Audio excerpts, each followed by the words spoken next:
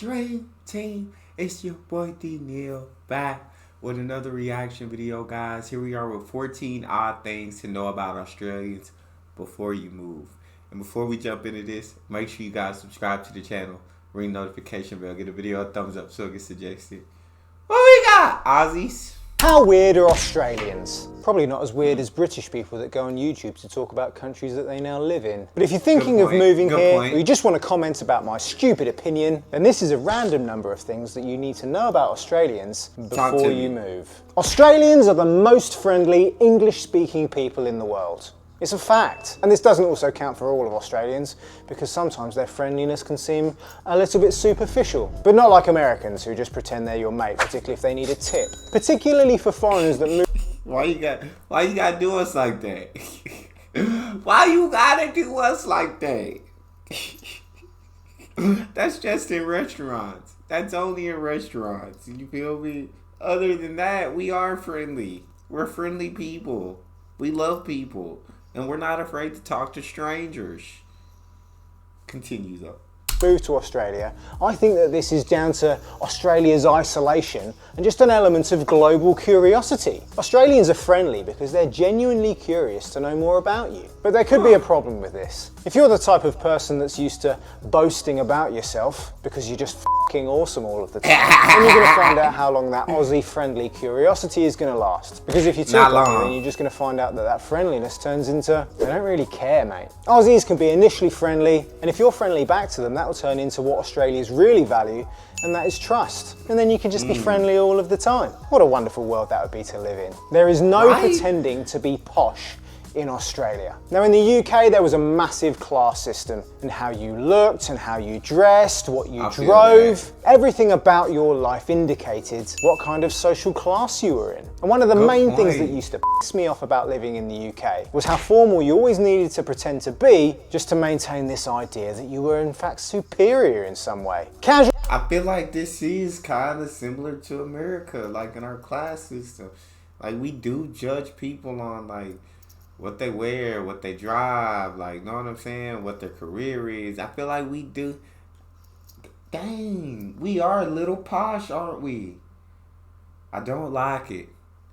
I don't like it. But it's true. Jesus. Casual conversation and a relaxed demeanour are pretty common in Australia, and no one really cares about your background. No one pretends to ask you things in a certain way, maybe in case you get offended. People in Australia tend to be pretty direct. So if you're not used to people asking you things that might seem a little bit risque, you might need to get used to it. Australia could not be for you. Australians are the most patient people on the planet. And if you live in a country as large as this, you have to get pretty good at waiting. Lots of westernized cultures have this intrinsic idea that they should get everything instantly. Well, in a country where it's not uncommon to get an Amazon delivery 2 days after you ordered it, oh, I know that's really slow. Just get over yourself, mate. I'm not even going to say that you have to wait for things of good quality, because most of the time it's just cheap crap from China as well. Aussies love queues. That's another. It's so true, we do. I feel like I am impatient now just because the Amazon do be getting you things. Next day delivery is crazy. You get things so freaking quickly that you don't want to. Your ability to wait becomes shorter and shorter, and you're so used to instantly being gratified. Oh my God, this is not good. Am I impatient? I don't like the thought of that. Talk to me. Because most of the time it's just cheap crap from China as well. Aussies love queues.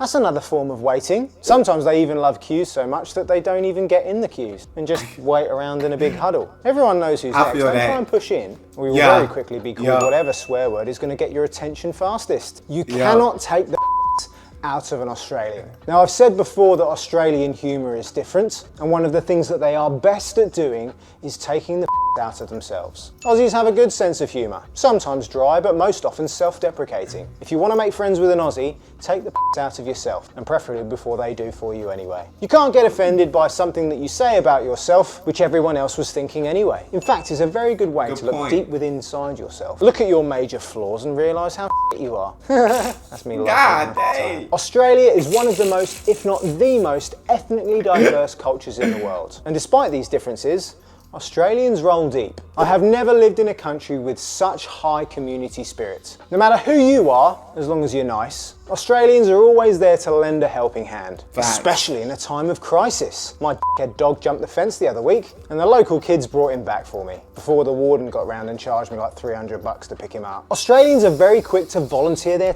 I will completely agree with what he's saying, know what I'm saying? First out, yeah, you can't take the piss out of Australians. And when you have the ability to laugh at yourself, there's nothing that people can say to you that could upset you. It's like, you know what I'm saying? I know I'm crap. Like, I know I got shortcomings. I know I'm not perfect. I know I got flaws. And I can laugh at that. So there's nothing you can say to me that I don't already know about myself. Sorry, mate. But they're very community based, and from what I've seen in videos, they're willing to help out anyone in need, help out their neighbors, always willing to lend a hand. And I absolutely love that about the Aussies. time. If it's for the greater good, there's always an Australian there to pick up a bit of litter, turn a few snags on the barbecue, or do whatever is needed to lend a helping hand. How hard does an Australian have to work? Well, the answer is as hard as they want to. Work-life balance is highly valued in Australia. If you want to work really hard, you can. If you want to tell someone else to work really hard and they don't want to, they're going to tell you to f*** off. When Australians do want to work hard, they work bloody hard. And considering for a lot of the time it's probably more than 30 degrees outside, I sometimes wonder how they actually manage to function. Oh, I feel that. Aircon. Or those big hats that they wear outside. If you come from a culture where you're expected to work all of the bloody time, then you might be pleasantly surprised to understand that Australia has many different flexible working arrangements. Probably brought around by the fact that there's Thirsty Thursdays and early knock-off Fridays. When you're working in a professional environment where everyone's on first name terms, they're all taking the out of each other anyway, it makes perfect sense that eventually you're going to come to a collective agreement that you've worked bloody hard enough and now it's time not to work that bloody hard. And there you go. Beer. Pound for pound, Australia is one of the most successful sporting nations anywhere in the world. Australians are passionate about sports. So passionate that even if they don't like the ones that the rest of the world plays, they just make up their own ones. Whether you are a participant or a spectator, there is definitely a sport in Australia for you. Even when Facts. If they don't like the sports that everyone else is playing, just make up their own.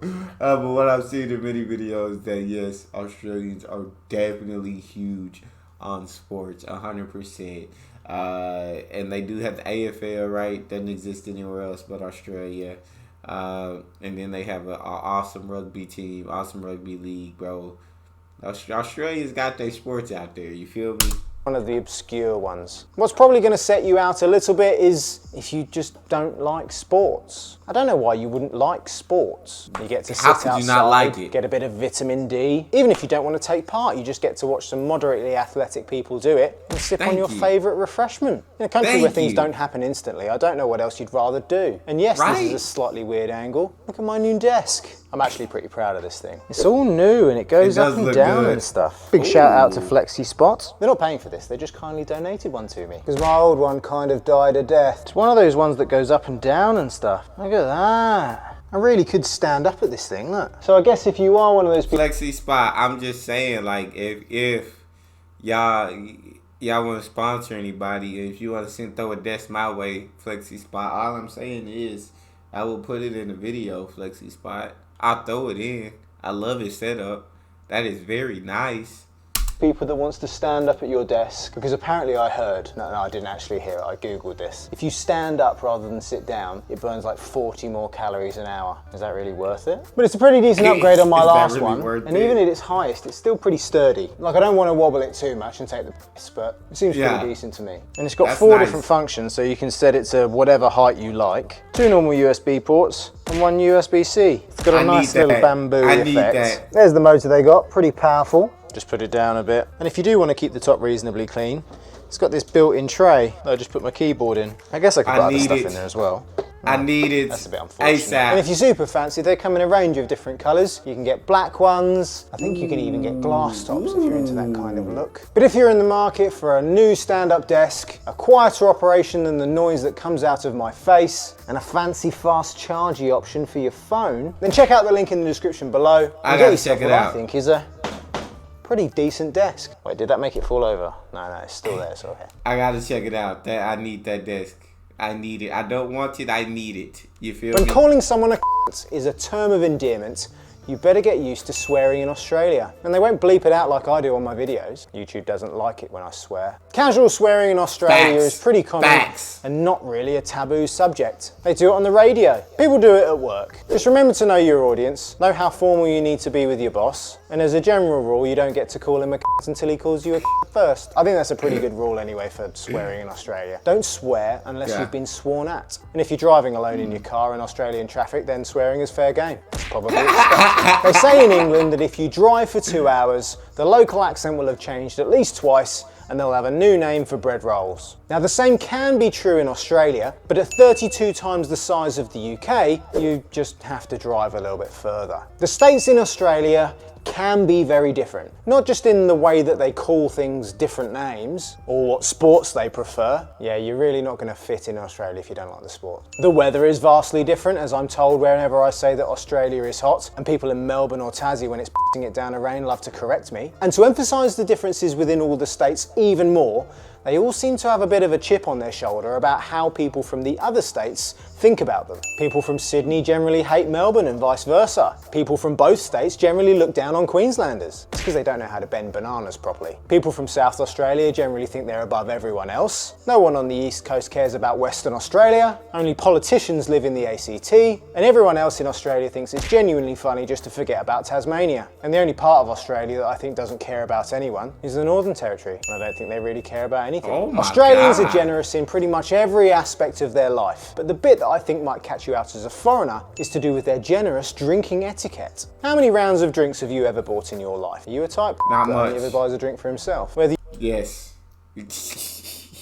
Yes, I am. I don't rounds of no, because I'd only be able to buy one round. And then everybody else buys their one round, and it basically comes out to the same as me. Just everybody just buying their own beers for themselves.